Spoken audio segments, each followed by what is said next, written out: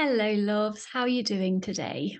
The lighting in here is not great because Wouter has taken back his big circle light, and quite frankly, I can't be bothered to set it up. So I think it's okay. It's really dark here. Whew. And as usual, it's cold in my office, but I am, as always, excited to get into this episode. This episode was inspired by the wonderful Helen. You obviously know who you are. I know there's many people called Helen, but I won't say her last name just in case she doesn't want to be known. But she asked me to speak about shame because if you have been following me and listening to me for a while now, you will see a theme within what I share. Shame is at the root of the eating disorder. Shame is at the root of our behaviors, of everything that we do, that we say we don't want to do, that isn't serving us. And so if you are a perfectionist, if you identify as someone who feels like they must get everything right, then this episode is definitely for you. And I am assuming that's going to be 99.9% of my audience. In dysfunctional families, there is always a thread of shame that runs through the family, which often operates out of our awareness. We have a core of shame, and we do everything in our power to avoid experiencing that shame. Instead, we try to be good and perfect and often convince ourselves that everything is great and fine because the experience of feeling shame is so painful. And shame keeps us silent, it keeps us sick, and it keeps us separate. As I go through this episode, I'm going to do my very best to actually speak a little bit slower because there's a lot here to digest. There's a lot to understand. And so I think it will be helpful for me to speak a little bit slower. So let's see how I do with that. All right.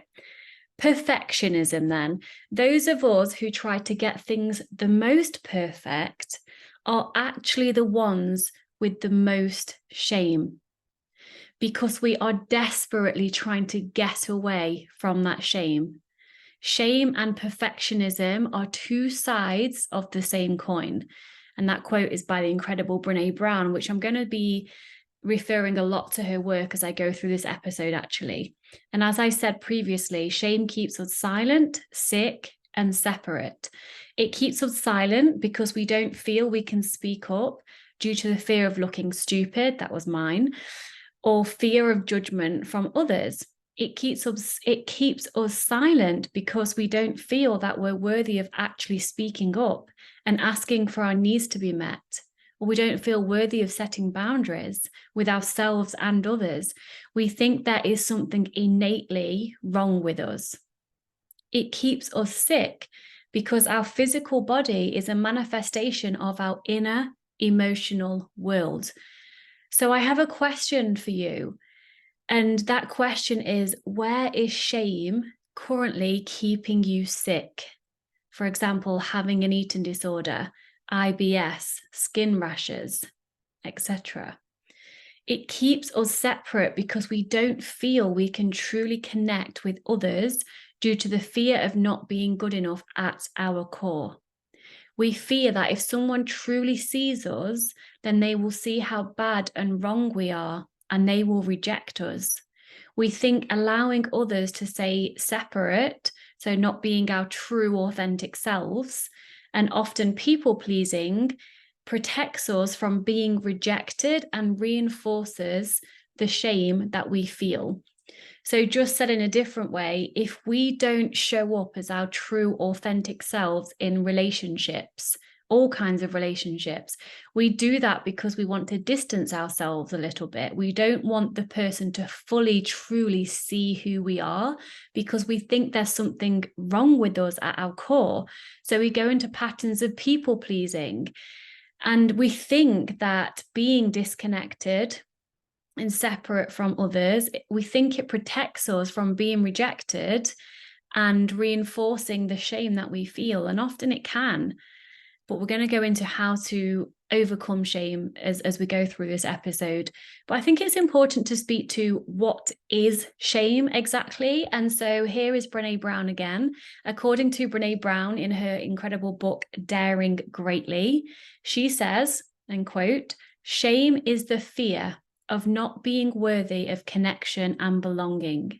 It is the fear that you are not good enough and will be rejected for your weaknesses. It overtakes the prefrontal cortex and initiates your fight or flight response. Instead of being able to think critically or analyze the legitimacy of a threat, you are thrust into survival mode." Quote. So once the shame cycle begins, you only really have three options, and that is to fight, to freeze, or to flee, which is to run. You may recognize these. These are nervous system responses, the fight or flight or freeze response. It's the sympathetic nervous system in action. In terms of human behavior, this might look like aggression, numbing, or people pleasing. Being in this type of survival mode prevents you from connecting meaningfully with yourself and with others, which impedes your ability to live wholeheartedly. And the categories of shame, then, you probably already know where in your life you feel shame. But Brene Brown research, because she's a shame researcher, for those of you that don't know her, she's dedicated her entire life to researching shame. And she identifies 12 categories that fall under three core themes of shame. So we have body image and health. Number one, mental and physical health, fear of not having a fit enough body, not being strong enough, not being smart enough, and so on. Number two, addiction, fear of never feeling happy enough, alive enough, or peaceful enough. Number three, sex, fear of unworthiness or fear of being ugly. Number four, aging, fear of no longer being loved and admired for looks or fear of mental deterioration.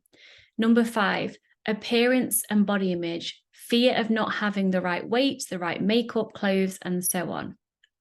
Relationships, number six, motherhood or fatherhood, fear of being unprepared or unable to identify with the role of a mother or father. Number seven, parenting, fear of not being a good enough parent, not nurturing enough, or not respectable enough. Number eight, family, fear of judgment, fear of loss, fear of not being stable enough, and so on.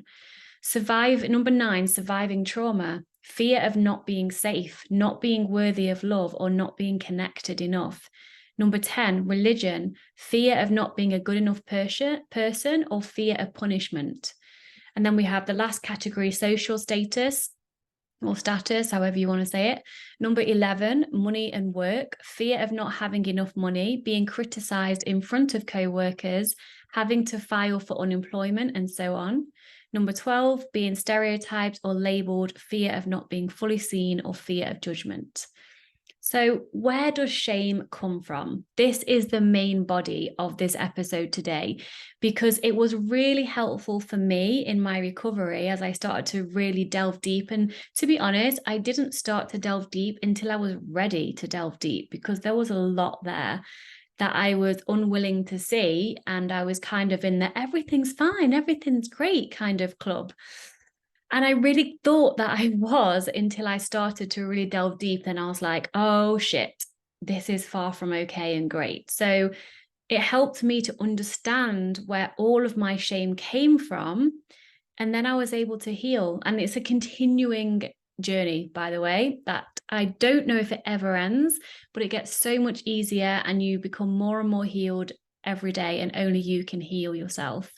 So where does shame come from? Chronic shame, and this is where I'm going to try and slow down.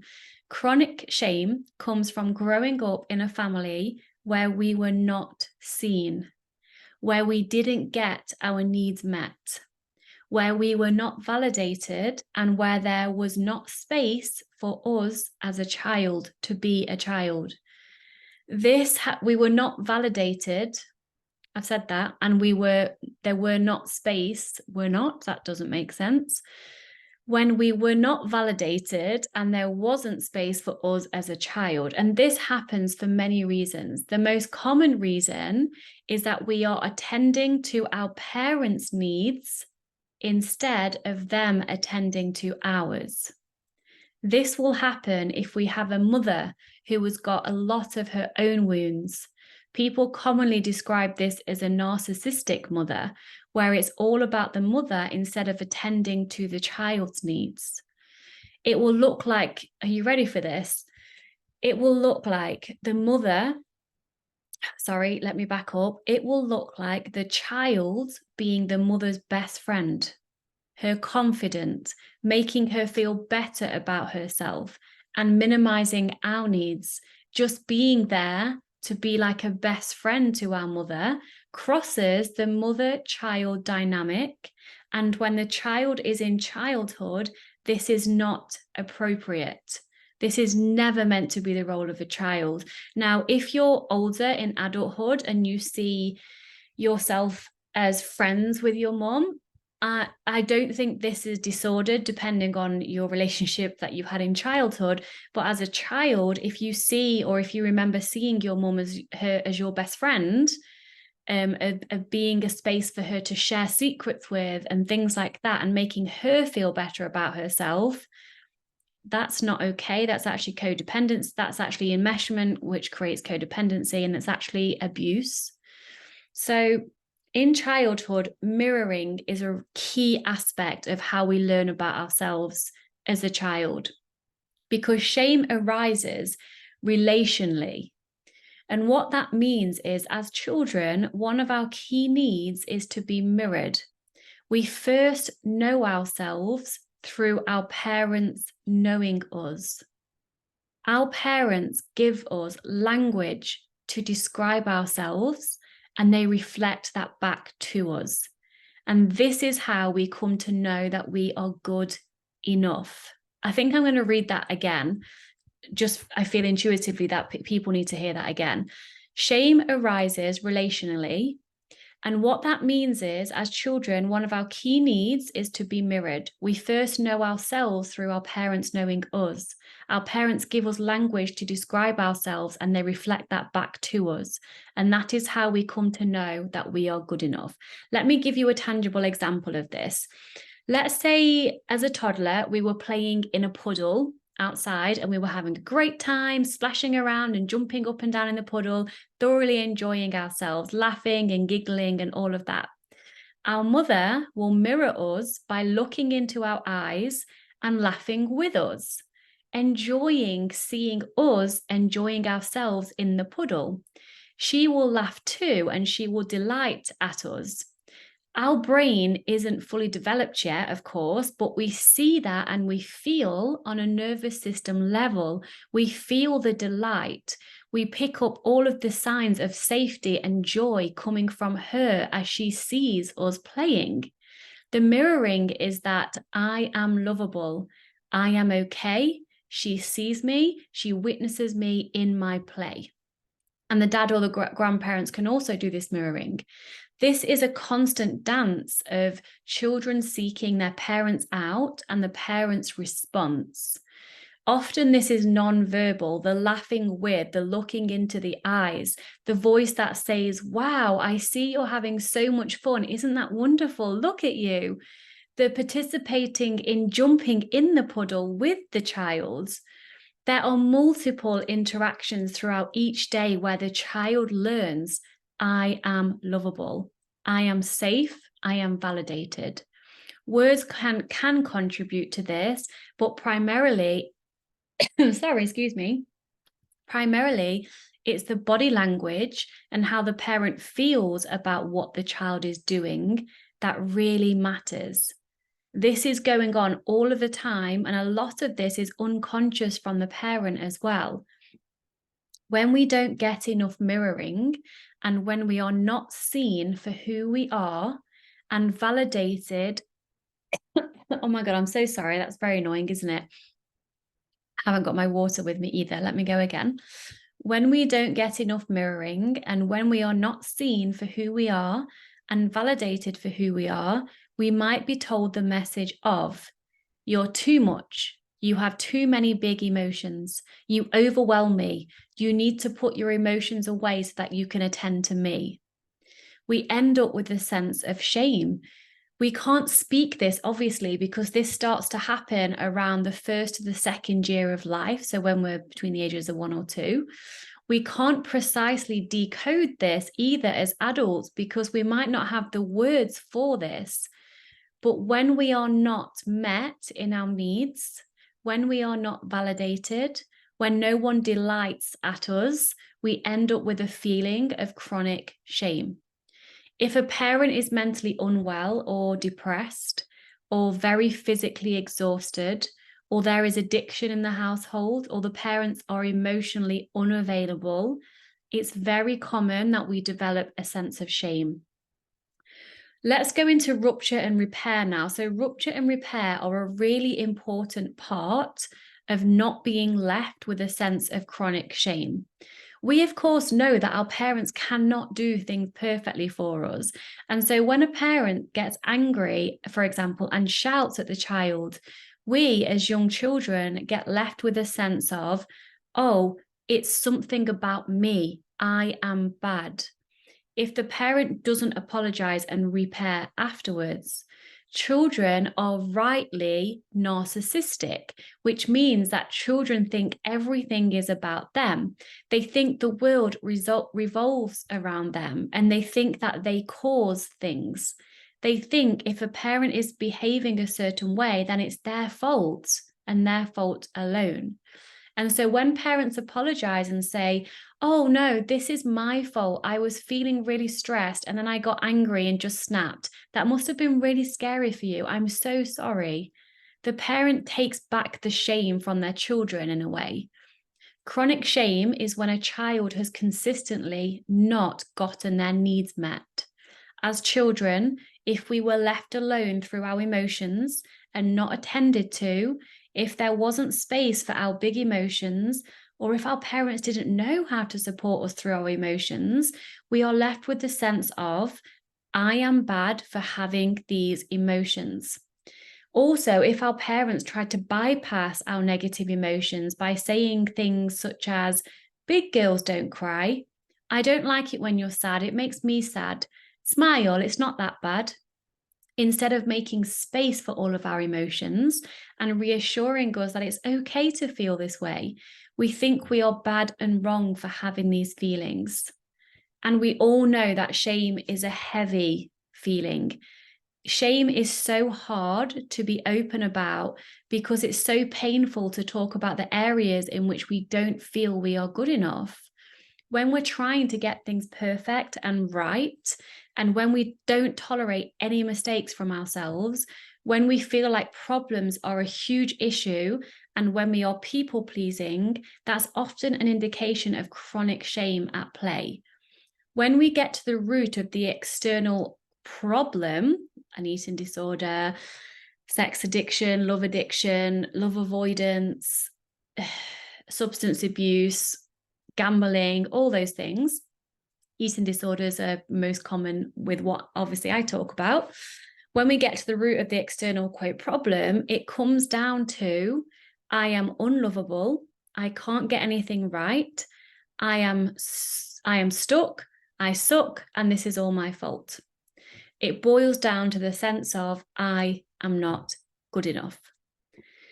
Now, let me go into shame triggers. And I always say, not always, since I've been on my healing journey, I've learned, and I always say from that moment on, that my triggers are my teachers and an opportunity to look within. Because when you're triggered, it's nothing to do with the person or the experience triggering you.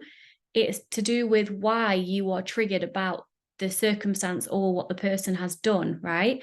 So shame triggers are topics that evoke emotional responses based on your insecurities. These triggers are often the result of your upbringing. Obviously, we've just spoken about that, and can elicit one of these negative responses. Silence, you say nothing and internalize your feelings. This leads to disconnection as you shut yourself off emotionally. Complacency, you people please, You overcompensate to pretend that nothing's wrong. This causes disappointment as you succumb to the pressure of others. Aggression. You lash out and often shame other people in retaliation. This perpetuates and exacerbates the shame culture. For example, if you feel insecure about your body and someone makes an offhand comment about someone else's weight, you may feel an emotional response to their comment, leading you to do one of the following. You walk away and dive into your work. When people ask you what's wrong, you say nothing.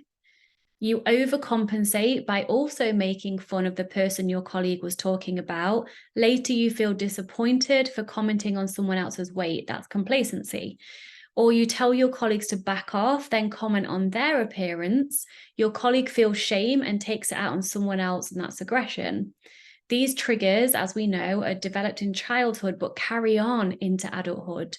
For example, if you were raised to believe that laziness is unacceptable, this was also one of mine, you may view taking breaks or getting sick as unacceptable because they keep you from working or getting on with things. This may cause you to make unhealthy decisions and overwork yourself to avoid shame. Shame prevents you from developing worthiness. I'm going to say that again. Shame prevents you from developing worthiness. Worthiness is the conviction that you are good enough as you are. Worthiness is underpinned by 4 key principles. And this is from Brene's book, The Gifts of Imperfection, another great book. So number 1, accepting yourself unconditionally. This is what worthiness looks and feels like. You don't need to hit a milestone to become worthy. For example, losing a certain amount of weight, you're enough right now. Number 2, rejecting the idea that to be good enough, you need to adhere to social norms or the expectations of others. You're worthy as you are, regardless of what anyone else thinks. Number 3, abandoning the idea that you need to work for your worthiness. You don't need to prove yourself to be enough. Your worth is based on who you are, not what you do. And number 4, believing that you're worthy of love and belonging. If you don't, you won't be able to truly experience these emotions. And another quote from Brene Brown has just popped into my head, and that quote is, "Why are we all hustling so hard for our worthiness when all we have to do is claim it?" The greatest barrier to developing worthiness is shame. Shame prevents worthiness from growing because it tells you that you'll never be good enough. It encourages you to reject and hide the parts of yourself that you think other people will dislike. It also convinces you that if you do reveal your flaws and struggles, they'll come to define you. People will focus on your bad parts and ignore everything good about you. The key thing I would like you to get out of this episode is that the shame voice does not speak the truth. We're not supposed to be people pleasing more or trying to be more perfect or trying to get more things right. What we actually need to do is address the shame. And we do this by attending to ourselves, attending to the needs of ourselves and the needs of our inner child. To over time learn that we are good enough and know that the messages we got from childhood are simply not true. The actual experience of shame when we feel there is something wrong with us is so much a physical body experience. We want to get away from that feeling as quickly as possible. It's a very visceral, physiological experience. You might experience it as brain fog, posture change, a physical crunching feeling in the stomach area, hotness, dizziness. We feel very distressed in our body and very unsafe. Because it's so painful, we turn away from it and try to do more. Please more people, say yes to things we have no capacity for, and get everything right, be more perfect.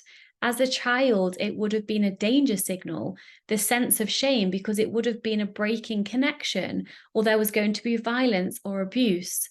you were being gaslighted, or your needs were not being met. And so that sense of shame gives us a sense of danger and I need to do something to get away from this feeling. It's dangerous. The key thing now is to learn that the shame is part of an old story. The shame voice does not speak the truth. What's the solution to shame then? A huge part. In fact, let's just take a breath. Okay, you may want to listen to this episode more than once. A huge part of breaking down our shame is letting others in, sharing how we feel and shining a light on the parts of us that we feel shameful about.